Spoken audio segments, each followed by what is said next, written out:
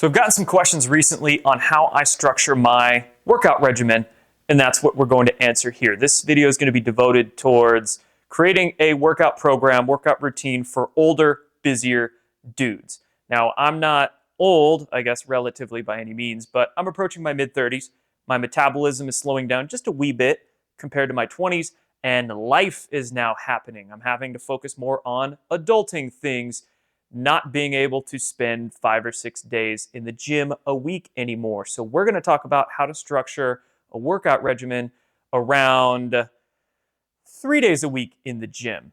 Maximizing performance, maximizing intensity every workout, still getting gains, but not being a freaking gym rat, and taking more time off, allowing our bodies to recover with maybe a little slower of a metabolism than we had in our 20s. Now, when I first started working out in my late teens, early 20s, as many guys, I didn't know much about weightlifting or bodybuilding, so I kind of went into the standard 5x5, 5 sets and 5 reps per exercise, and then you do your bodybuilding splits where you have chest day, back day, arm day, leg day, right? But doing that, you're in the gym 5 or 6 days a week. You need a very high metabolism to be able to recover from all those workouts. And then again, as you get older, you got to focus more on work or family and other things. You just can't afford to spend 6 days in the freaking gym a week. So let's talk about how to structure a workout regimen around 3 days, 4 at most. So what I do these days is that I work on full body workouts every workout.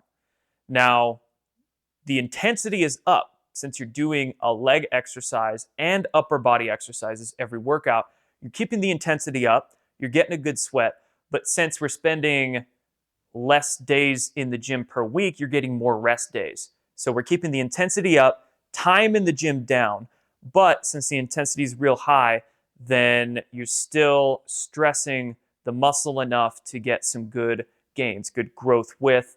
And I also find that doing a lower body, coupling lower and upper body exercises every workout, performance actually increases. Since you're not just doing chest day, you're doing chest and lower body exercise. So performance is going to increase and you're also going to be able to recover from these workouts more. So let me tell you how I structure my full body workouts. I divvy it up into the motions, the kind of archetypal patterns that our bodies move in. So you think of the upper body, you pretty much just have 3 ways you move: push, pull, and twist, or your core, right? You got 100 different push exercises, but they're all pushing. You're just adjusting the angle to which your shoulders are pushing the weight or pushing your body, whether it's an open or closed chain exercise. So dip is a push. Bench is a push. Dumbbell or military press overhead is a push. You're all pushing. You're just doing it at a different angle with your shoulder. Same thing with a pull. Pulling up, pulling sideways, pulling down. And then twist or core. So my upper body motions, push, pull, core. Lower body motions, I divvy this up also into 3 categories: squat, bend, lunge. Squat, bend, lunge. One leg in front, one leg behind. So divvying it up this way, I basically pick one from the upper body and one from the lower body, focus on those 2 motions at different angles, and that's my workout. Now, what I typically do, if we're doing 3 workouts per week, for one of my workouts, I like to couple the bend and the pull. The reason being is because if you think about a deadlift, I usually center this workout around that exercise. A deadlift is because not only are you working the posterior chain of your legs, your hamstrings, but a deadlift also incorporates a lot of back, your lats, your traps, a lot of muscles of the back. So I like to couple bend and pull.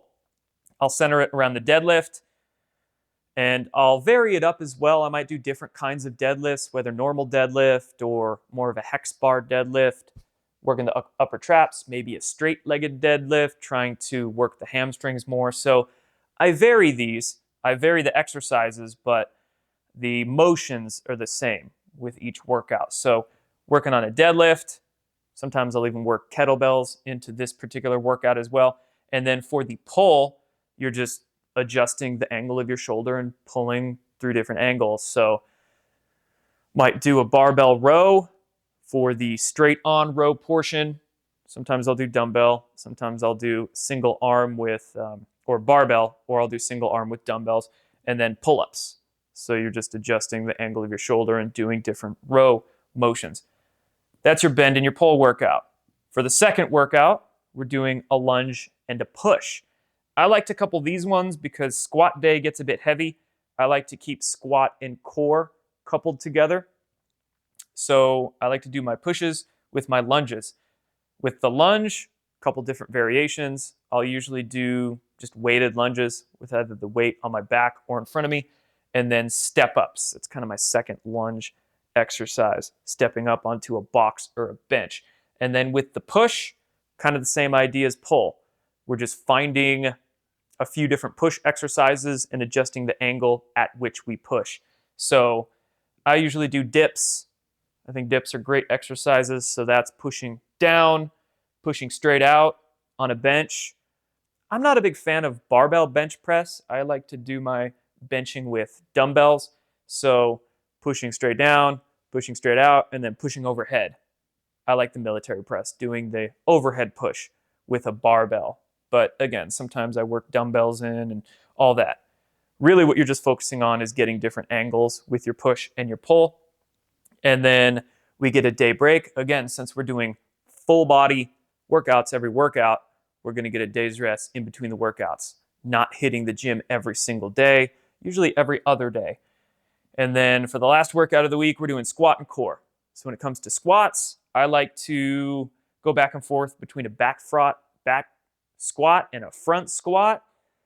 I'm more of a fan of front squats because they're more core oriented.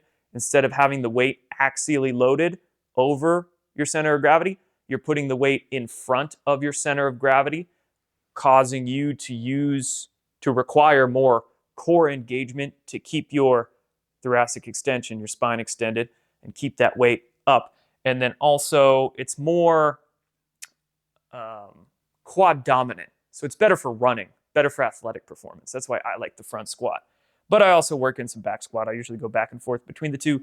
And then for the core, I'll focus on either rotational or anti-rotational movement. So either twisting or resisting a twist.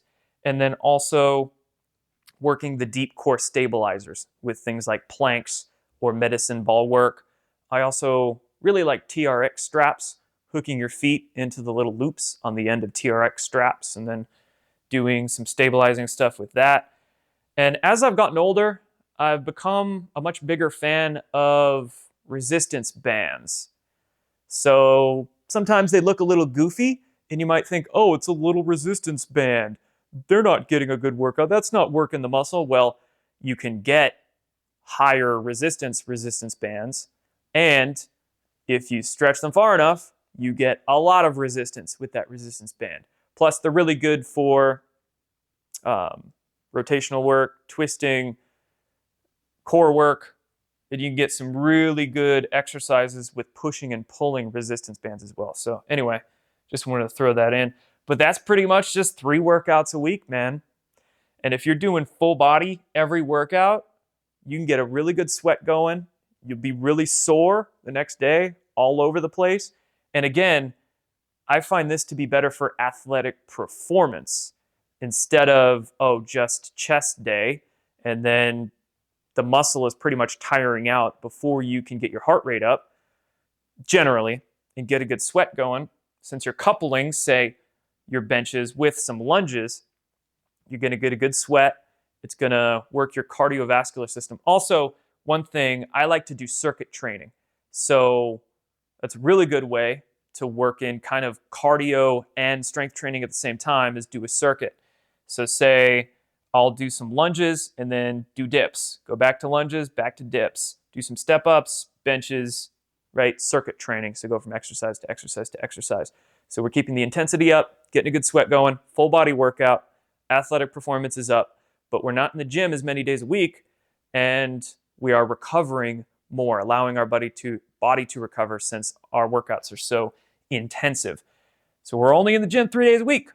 Now, sometimes I'll add in a fourth workout, and my fourth workout of the week will just be a run, go on like a 30, 45-minute run.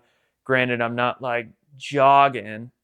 Typically, it's circuit training-esque. So walk for a minute, sprint for a minute, walk for a minute, sprint for a minute, or go do some hill runs and run real hard up that hill and lightly jog or walk back down. So it's not like I'm jogging all lightly, running hard, or ruck. I'm a big fan of rucking workouts. So getting a 20, 30, 40-pound backpack or weight vest. I have a 40-pound weight vest, and I'll go ruck for 4 miles. Might take me 50, 60 minutes, an hour, but I'm a big fan of rucking for a workout. So that might be my fourth workout, but I'm not having to go into the gym for that. I can just do that right from my home.